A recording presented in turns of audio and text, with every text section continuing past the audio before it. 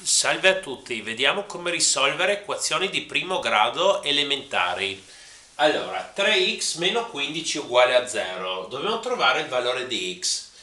Abbiamo che questa quantità è uguale a questa quantità, quindi se facciamo la stessa operazione al lato sinistro e al lato destro, continuerà a valere l'uguaglianza.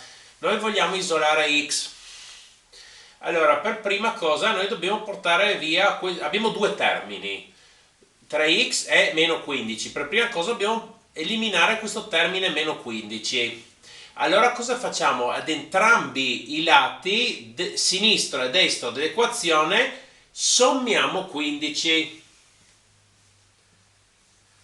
Perché? Perché qui abbiamo 3x meno 15 più 15 si eliminano a vicenda. L'operazione inversa, qui togliamo 15, qui aggiungiamo 15, quindi così otteniamo, al lato sinistro otteniamo 3x e basta. Qui a destra abbiamo 0 più 15 fa 15. Adesso abbiamo 3 per 3 volte x è uguale a 15. Qui abbiamo la moltiplicazione tra 3x, dove dobbiamo mettere via questo 3. Se abbiamo 3 per x, noi dobbiamo dividere con 3. Perché 3 per x diviso 3 fa x. La moltiplicazione e divisione sono operazioni inverse tra loro. Qui a destra abbiamo 15 diviso 3.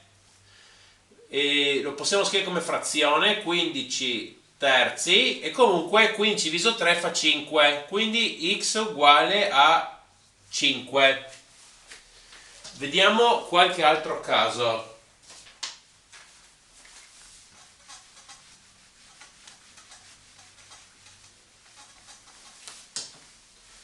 5x più 20 è uguale a 0.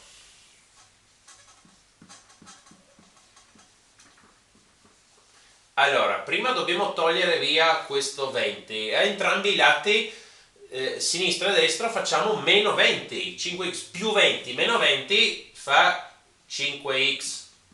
Qui abbiamo 0 meno 20 fa meno 20. Qui abbiamo 5 volte x e allora dobbiamo dividere con 5.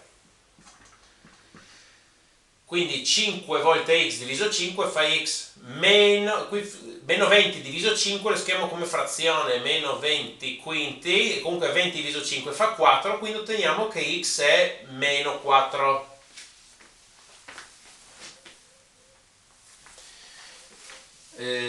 Ok, continuiamo con qualche altro esempio.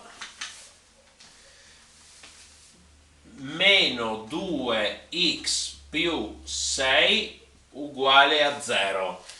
Allora, questo 6 dobbiamo eliminarlo, quindi entrambi i lati dell'equazione facciamo, cioè sottraiamo 6, togliamo 6. Allora, meno 2x più 6 meno 6 fa meno 2x. Qui 0 meno 6 fa meno 6. Adesso abbiamo meno 2 per x, quindi dobbiamo dividere con meno 2. Meno 2 per x diviso meno 2 fa x. Qui abbiamo meno 6 diviso meno 2, quindi meno 6 fratto meno 2. Meno diviso meno mi dà più, 6 diviso 2 fa 3, quindi x è 3.